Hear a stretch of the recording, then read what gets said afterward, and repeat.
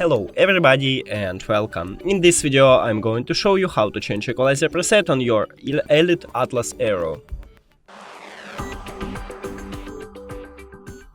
You have to start by open the application.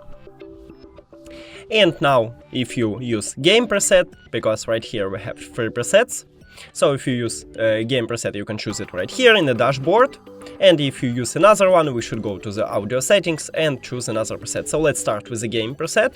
It's the same in the dashboard, so we have this information.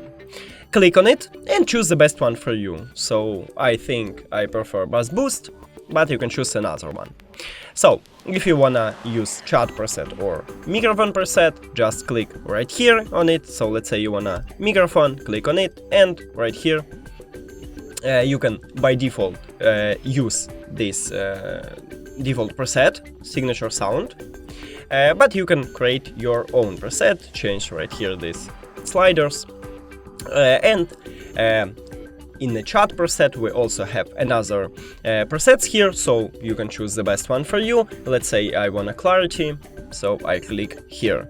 That's it, thank you for watching this video. If you found it helpful, please consider subscribing to the channel and leave the like on the video, it's really important to us. See you later!